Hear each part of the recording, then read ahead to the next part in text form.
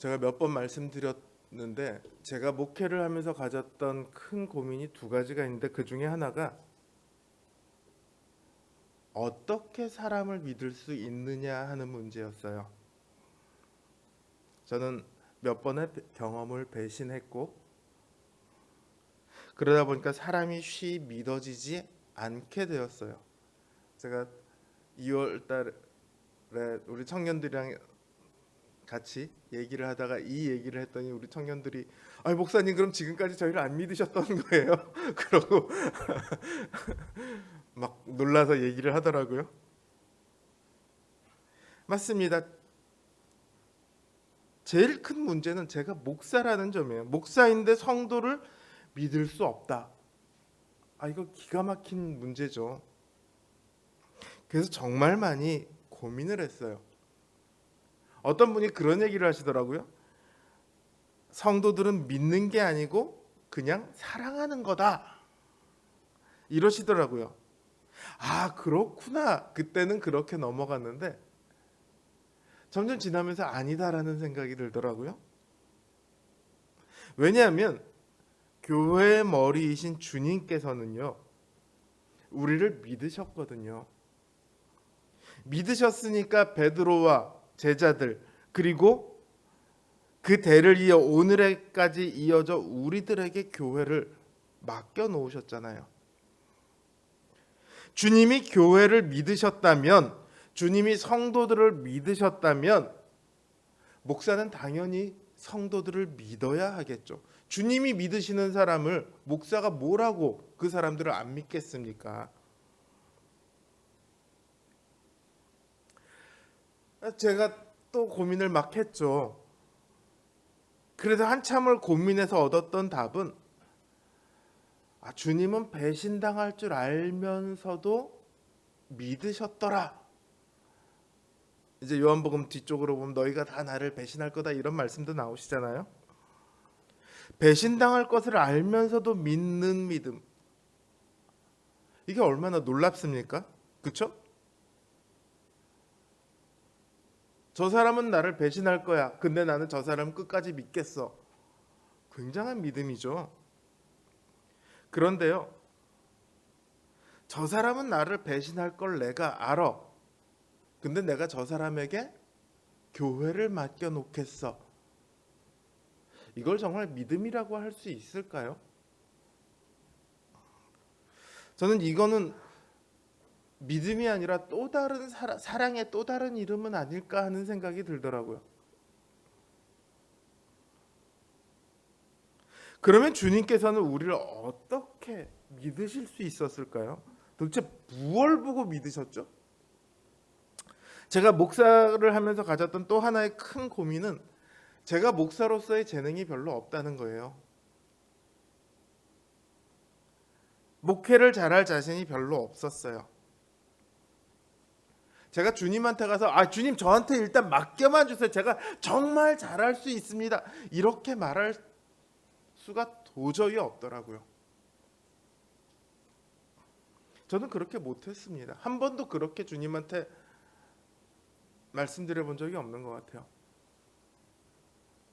왜냐하면 저도 저를 믿을 수가 없어요. 제가 저를 너무 잘 아는데 저도 저를 믿을 수가 없거든요. 근데 도대체 주님은 어떻게 저를 그리고 여러분을 우리를 믿으시고 교회를 맡겨주셨을까요? 이건요 신자에게 있어서 정말로 중요한 문제입니다. 신자의 가장 기본적인 정체성에 관한 문제예요.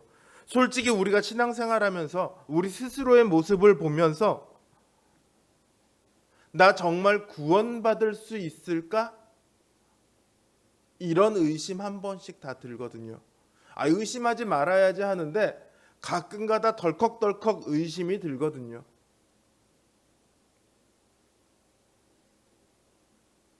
목사인 저도 그럴 때가 정말 있어요. 내가 지금 제대로 하고 있는 건가? 사도 바울도 자신이 정말로 교회를 위해서 헌신을 다하고 정작 자신은 버림받을까 두려워해야 한다라고 말을 했던 것처럼 신자들은 한편으로는 확신을 가지면서도 다른 한편으로는 자기 자신에 대해서 문득 의심을 가질 때가 있어요.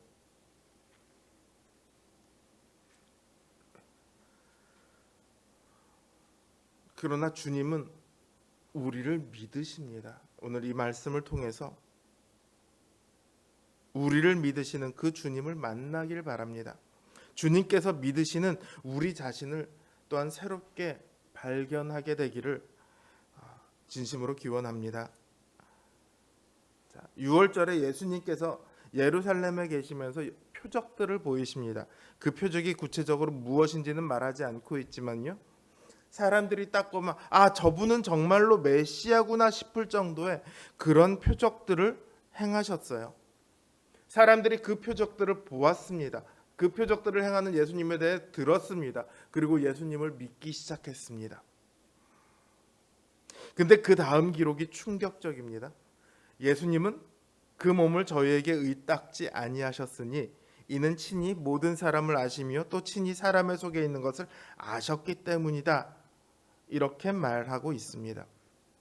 사람들이 예수님을 믿었는데 예수님께서는 그들을 받아들이지 않으셨어요. 왜냐하면 그들의 마음을, 그들의 속마음을 알고 계셨기 때문입니다.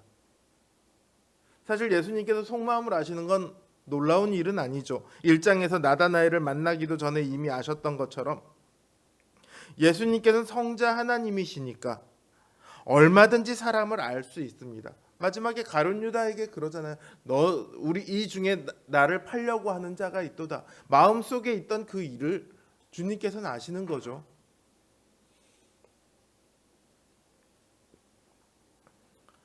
예수님께서는 얼마든지 사람의 마음을 알고 계세요. 그런데 여기서 저희에게 의탁지 아니하셨다고 할 때 저희가 누굽니까? 바로 앞에서 말한 예수님을 믿었다고 얘기하는 사람들이에요. 예수님을 믿게 된 사람들에게 자신을 맡기지 않으셨대요. 왜냐하면 그들을 믿지 않으셨거든요. 그래서 제가 충격적이라고 말을 하는 거예요. 예수님을 믿는 사람을 예수님께서는 믿지 않으셨대요. 제가 앞에서 한 얘기와 반대되는 얘기 같죠? 왜 다를까요? 왜 제가 앞에서 분명히 예수님께서는 신자들을 우리들을 믿는다고 하셨는데 왜 여기서는 믿는 사람들을 예수님께서는 믿지 않고 계실까요? 바로 여기에 오늘 제가 드리고자 하는 핵심적인 말씀이 있습니다. 그날 밤에 니고데모라는 사람이 예수님을 찾아옵니다. 성경은 이 사람이 바리새인이고 유대인의 관원이라고 기록하고 있습니다. 본문에는 니고데모가 유대인의 관원이라고만 기록하고 있지만 사실은 이스라엘의 아주 고위 지도자 중에 한 명입니다. 이스라엘의 일들을 자치적으로 다스리는 로마의 황제가 있지만 이스라엘의 일을 또한 맡아서 할 수 있도록 자치권을 부여했는데 그 자치권이 어디에 있냐면 산헤드린 공회라는 곳에 있어요. 이 산헤드린 공회는 유대인들의 일을 맡아서 행합니다. 이 공회원이 23명으로 구성이 되어 있는데 니고데모는 그 중에 한 사람이에요. 이름부터가요. 이 사람은 굉장히 고위 관리직입니다. 니고데모라는 이름은 백성들에게 승리한 통치자 이런 의미를 가지고 있어요. 옛날 같으면 왕이라고 불러야 될 그럴 만한 이름이죠. 또 10절을 보면 예수님께서 니고데모를 이스라엘의 선생이다 이렇게 말하고 계십니다. 근데 니고데모는요, 그때 랍비들이 꽤 많이 있었는데 그 랍비들 중에 한 명 뭐 이런 수준이 아니에요. 영어로 보면 teacher라고 하지 않고 the teacher라고 그렇게 표현을 하고 있어요. 그러니까 여러 선생 중에 한 명이 아니라 누구라도 알만한 스승, 누구라도 알만한 랍비, 그러니까 이 당시 유대인 사이에서 가장 유명한 몇 사람을 꼽으라고 하면 그 중에 한 명일 거예요. 이 니고데모가 주님께 와서 말합니다. 랍비여, 우리가 당신은 하나님께로서 오신 선생인 줄 압니다. 하나님이 함께 하시지 아니하시면 당신의 행하시는 이 표적을 아무라도 할 수 없습니다. 자, 이 말을 통해 볼 때 니고데모는 예수님의 표적을 보았습니다. 그리고 그 표적을 보고 예수님께서 메시아라는 것을 알았어요. 앞에서 표적을 보고 많은 사람이 예수님을 믿었다고 했는데 니고데모도 그 중에 한 명이죠. 자, 이 말을 보면 마치 믿음의 고백처럼 보입니다. 그런데 3절을 보면요, 예수님께서 어떻게 했죠? 대답하여 가라사대, 이렇게 되어 있어요. 대답을 하셨대요. 그러니까 2절에 기록이 되어 있지는 않지만 질문이 있었다는 얘기예요. 무엇을 물었을까요? 어떤 학자는 예수님께서는 하늘로서 온 메시아인데 성전에서 왜 그렇게 하셨어요? 뭐 이걸 물었을 거다, 이렇게 말하는 분도 있습니다. 추측이죠. 근데 예수님의 대답이 뭐냐면 사람이 거듭나지 아니하면 하나님 나라에 들어갈 수 없느니라, 이렇게 기록을 하고 있단 말이에요. 이렇게 대답을 하셨단 말이에요. 그러니까 니고데모가 물은 것은 뭐겠어요? 예수님께서, 메시아인 예수님께서 가져오실 하나님 나라에 대한 질문일 거예요. 아마도 하나님 나라에 들어가려면 어떻게 해야 합니까? 마치 한 청년이 와서 제가 영생을 얻으려면 어떻게 해야 합니까를 물었던 것처럼 니고데모도 하나님 나라에 들어가려면 어떻게 해야 합니까? 이걸 물었던 것 같아요. 자, 앞에서 많은 이들이 표적을 보고 예수님이 메시아인 것을 알았습니다. 하지만 그들 중에서도 가장 뛰어난, 행정적으로나 신학적으로나 최고라고 할 수 있는 니고데모조차도 메시아가 왔는데 무엇을 해야 할지를 알지를 못합니다. 어떻게 해야 하나님 나라에 들어갈지 알지 못합니다. 예수님이 메시아인 것은 아는데 그걸로 끝인 거예요. 지금 이 니고데모는요, 이스라엘의 상황을 보여주는 대표와도 같습니다. 앞에서 포도주가 끊긴 혼인잔치가 있었고요. 그게 이스라엘의 모습을 보여준다고 제가 말씀을 드렸었죠. 또 성전을, 6월절의 성전을 모독하고 있는 이스라엘의 모습을, 그게 성전을 모독하고 있는 상인들이 이스라엘의 현 모습을 보여주고 있다, 제가 말씀드렸던 것처럼 이 니고데모 또한 이스라엘의 현재의 모습을 대표적으로 보여주고 있습니다. 그들은 하나님 나라를 수백 년 동안 기다렸습니다. 하나님 나라가 오기만을 갈망하고 있습니다. 하지만 정작 하나님 나라에 대해서는 무지합니다. 메시아를 기다렸지만 메시아를 맞이할 준비는 전혀 되어 있지 않습니다. 그게 지금 이 니고데모를 통해 보여지고 있는 거예요. 예수님께서는 이처럼 무지한 그 니고데모에게 말씀하십니다. 사람이 물과 성령으로 나지 아니하면 하나님 나라에 들어갈 수 없느니라. 하나님 나라에 들어가려면 물과 성령으로 나야 한답니다. 앞에서는 이를 두고 거듭나야 한다라는 표현을 썼죠, 제가. 뒤에 7절에 보면 거듭나야 한다라고 표현이 되어 있습니다. 또 3절에도 있고 7절에도 있습니다. 자, 이 거듭났다라고 우리말로는 표현이 되어 있는데 실제로는 원어를 보면 다시 태어났다라는 표현이 아니고요, 하늘로서 났다, 이런 표현입니다. 사람이 처음 태어날 때는 누구라도 어머니 뱃속에서 태어납니다. 뭐 가끔 신화 속에서 알에서 태어난 사람이 있기는 하지만 누구라도 어머니 뱃속에서 태어납니다. 그러나 그것으로는 하나님 나라에 들어갈 수 없습니다. 하늘로부터 다시 태어나야만 합니다. 다시 태어나는 것이기 때문에 거듭 태어난다를 표현을 쓴 거죠. 자, 이 거듭나는 것은 그런데 어떻게 거듭나냐면 물과 영으로 거듭난다고 되어 있습니다. 그럼 여기서 물과 영은 무엇일까요? 제가 찾아봤어요. 그랬더니 학자들이 이거를 가지고 수많은 견해들이 있는데 대체적으로 크게 5가지 정도의 견해가 있어요. 첫째는 물은 육체적 생명이고 영은 영혼을 말한다, 이렇게 말하는 학자들이 있는데 물이 성경에서 육체적 생명의 뜻으로 쓰인 적이 없어요. 그래서 이 해석은 좀 어렵다 싶고요. 두 번째는 물 세례와 성령 세례다, 이렇게 말하시는 분들이 있어요. 근데 성경 전체적인 신학과 조금 맞지 않는 부분이 있기는 해요. 왜냐하면 물 세례가 영생의 필수적인 조건은 아니잖아요. 그래서 좀 맞지 않는 부분이 있다. 세 번째는 상징적인 해석입니다. 물은 깨끗게 하는 것이고 성령은 거룩하게 하는 능력이다, 이렇게 보는 거예요. 그리고 네 번째는 물과 영을 같은 말로 보는 해석입니다. 물과 영으로 나지 아니하면 이거를 물, 즉 영으로 나지 아니하면, 이렇게 해석하는 것이죠.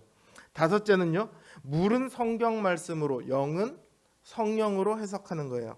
이건 요한일서 5장 8절을 보면 증거하는 이는 셋이시니 성령과 물과 피라, 이렇게 말할 때 물이 성경 말씀을 의미한다는 데서 가져온 해석이에요. 저는 세 번째 해석, 네 번째 해석, 다섯 번째 해석이 다 가능하다고 생각을 해요. 그 중에서 조금 더 마음이 간다고 하면 저는 세 번째 해석이 조금 더 마음이 가긴 합니다. 물은 깨끗게 하는 것이고 영은 거룩게 하는 능력이다. 왜냐하면 에스겔서에서 이 물로 깨끗게 하신다는 표현이 있거든요. 그래서 저는 이 세 번째가 조금 더 마음이 가긴 하지만 확정은 할 수 없고요. 셋째, 넷째, 다섯째가 다 가능한 것 같아요. 근데 사실 주님께서 여기서 말씀하시고자 할 때 초점은 물이 아니라요, 성령입니다. 8절에서도 성령으로 난 사람은 다 이러하니라, 이렇게 말씀하고 계시거든요. 그러니까 사람이 거듭나는 것은요, 성령으로 되는 겁니다. 그리고 성령으로 거듭난 사람만이 하나님 나라를 볼 수 있고 하나님 나라에 들어갈 수 있습니다. 그러면서 바람의 비유를 들어서 이 성령의 역사를 말합니다. 바람이 불 때 우리가 그 소리를 들어도 바람이 어디서 와서 어디로 가는지 알지 못하노라, 이렇게 말씀을 하시죠. 우리가 바람이 불 때 바람이 불고 있다는 것은 알 수 있어요. 하지만 바람을 보지는 못합니다. 바람에 흔들리는 나뭇가지는 볼 수 있어요. 어떤 때는 바람이 매우 심하게 불어서 막 간판이 날아다니기도 하고 지붕이 날아다니기도 하죠. 하지만 바람을 느끼고 바람이 일으킨 결과들을 볼 수는 있지만 바람 자체를 볼 수는 없어요. 그리고 어디서 와서 어디로 갈지도 알지 못합니다. 오늘날은 뭐 일기예보가 워낙 발달돼 있으니까 그거 어느 정도 맞추기는 하지만 예전에 기상청에서 3년 연속 야유회를 가는데 3년 연속 비 오는 날 갔다는 전설 같은 얘기가 있어서 그래서 그 다음부터 야유회를 뭐 폐지했다, 이런 소리가 있는데 진짜인지는 모르겠어요. 저도.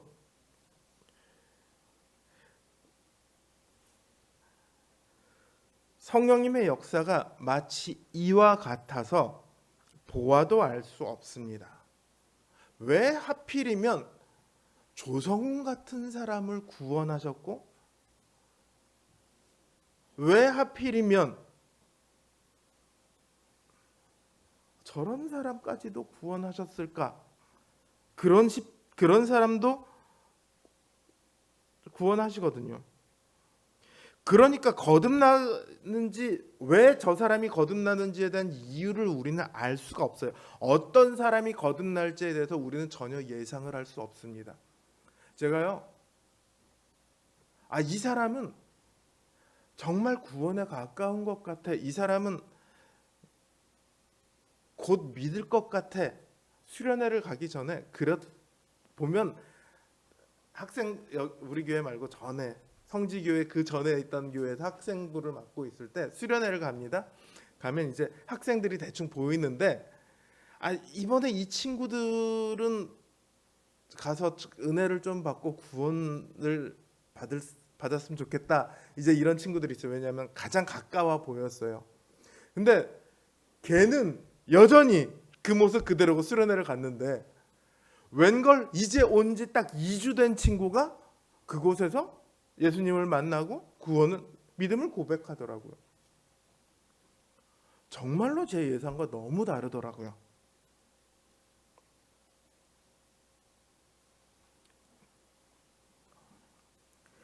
누가 거듭날지 우리는 전혀 알 수 없습니다. 그러나 어떻게 하면 거듭날 수 있는지는 알 수 있어요. 여기 물과 영은요 갑자기 튀어나온 말씀이 아닙니다. 에스겔서 36장 25절 26절을 보면 이렇게 기록되어 있습니다. 맑은 물을 너희에게 뿌려서 너희로 정결하게 하되 곧 너희 모든 더러운 것에서와 모든 우상 숭배에서 너희를 정결하게 할 것이며 또 새 영을 너희 속에 두고 새 마음을 너희에게 주되 너희 육신에서 굳은 마음을 제거하고 부드러운 마음을 줄 것이며 이렇게 말씀하고 있어요. 물과 영이 여기서 나온 얘기예요. 에스겔서 37장 1절에서 14절을 보면요. 그 골짜기에 있는 마른 뼈에 생기를 불어넣으시는 장면이 있어요. 거기서 이런 기록이 이렇게 말씀하고 있습니다. 또 내게 이르시되 인자야 너는 생기를 향하여 대언하라. 생기에게 대언하여 이르기를 주 여호와의 말씀에 생기야 사방에서부터 와서 이 사망을 당한 자에게 불어서 살게 하라 하셨다 하라. 이에 내가 그 명대로 대언하였더니 생기가 그들에게 들어가며 그들이 곧 살아나서 서는데 극히 큰 군대더라. 뼈다귀가 살이 붙어서 육신이 될 뿐만 아니라 거기 생기가 들어가서 사람이 살아나게 합니다. 여기서 말하는 이 생기라는 단어가요, 바람이라는 단어와 동의어예요.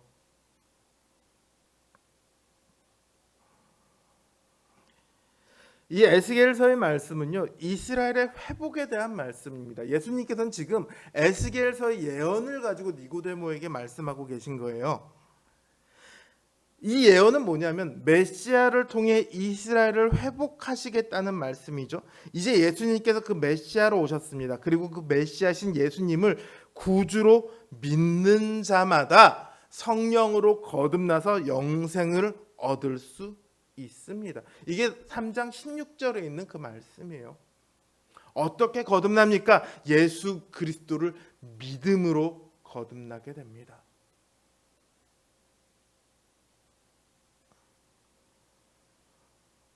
누가 구원받을 수 있는지 우리는 전혀 알 수 없습니다. 그러나 구원받는 자는 반드시 예수 그리스도를 통해서만, 예수 그리스도를 믿음으로만 구원을 얻을 수 있습니다.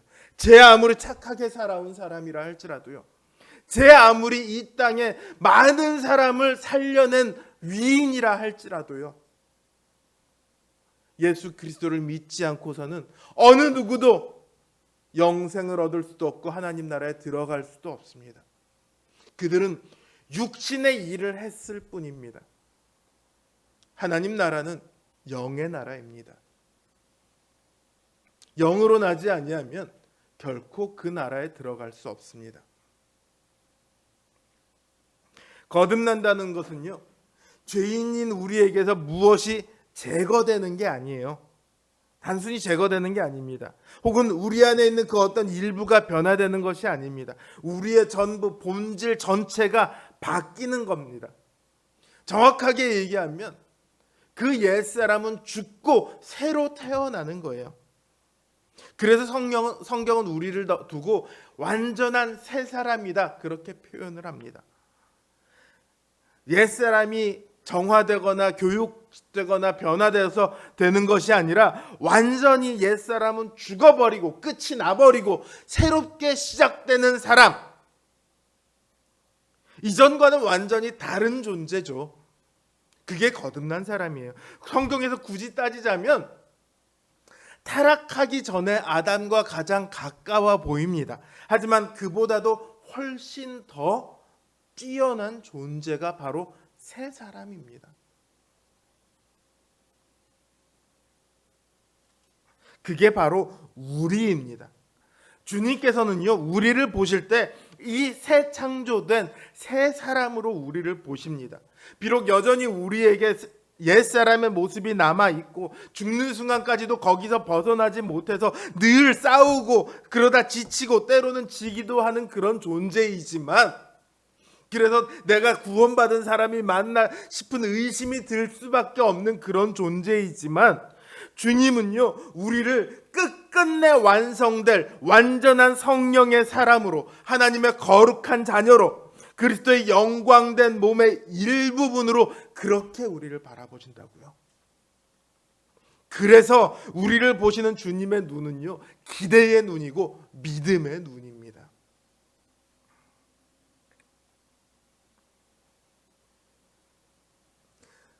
주님은 우리를 믿으십니다. 믿지 않으셨다면 굳이 이 땅에 오셔서 죽으셔야 할 이유가 없었을 거예요.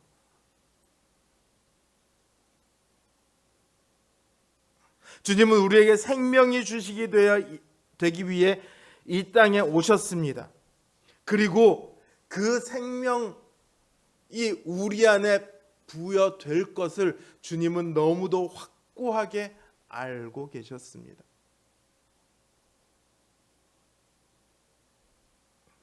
그분의 믿음처럼 우리가 그분을 믿고 붙들 때 우리는 새로운 생명을 살아가게 됩니다. 주님은 그 새 생명 가운데 있는 우리를 믿으십니다. 믿어주시는 게 아니라 믿으신다고요. 믿어주시는 건 믿을 수 없는 건데, 그래 그냥 믿어줄게 이러는 거죠. 그게 아니라 믿으신다고요. 믿을 수 없는 사람을 믿는 게 아니라 우리가 믿을 만한 사람으로 주님은 아시는 거예요. 우리의 끝을 알고 계시니까.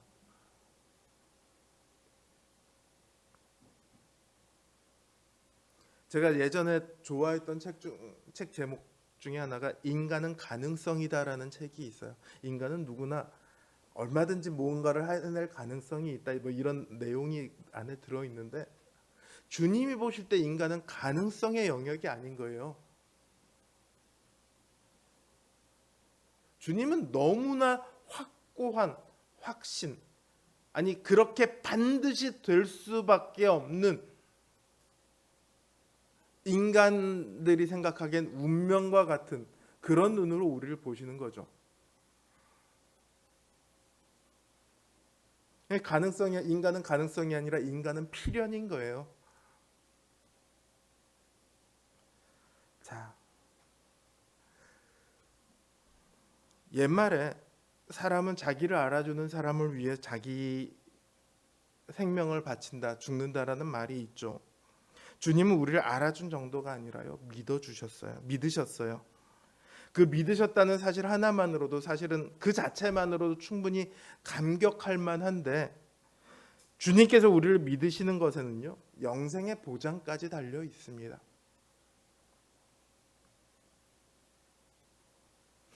그러니까 우리는 주님의 이 믿음 안에 거해야 합니다. 주님의 눈으로 자기 스스로를 바라보시기 바랍니다. 근데 지금 내가 짓는 죄 또 짓고 또 짓고 또 짓고, 이게 주님 앞에서 내가 정말 구원받은 놈인지 염치도 없지, 내가 정말 이러고 살아야 되나 싶을 때 주님께서는 믿음의 눈으로 우리를 바라보신다고요. 믿음의 눈으로 우리를 보면요, 의심이 사라집니다. 믿음의 눈으로 옆에 있는 사람을 보십시오. 하나님은 왜 저 사람까지 구원하셔서, 저 사람이 정말 하나님께서 구원하신 사람이 맞아? 싶을 때 주님의 눈으로 보시면요, 불만이 사라집니다. 왜 저 사람을 구원하셨는지 몰라요. 그러나 주님께서 저 사람을 성령님을 통해서 완전하게 만들어 내실 거라는 것은 우리가 알 수 있죠.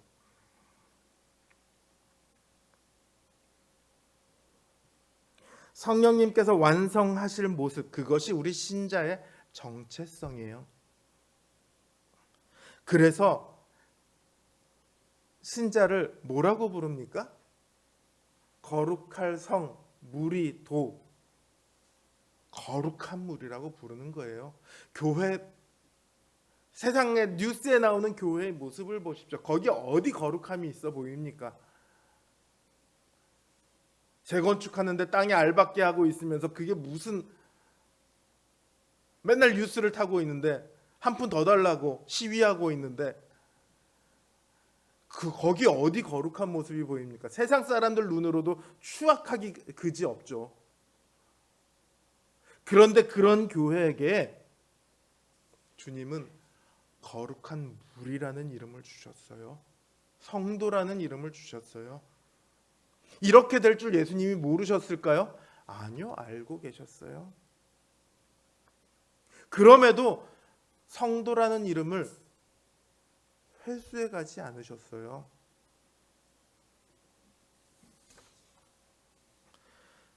우리는 성도입니다. 권혜인 목사님께서 정말 교회 이름을 정말 잘 지으신 것 같아요.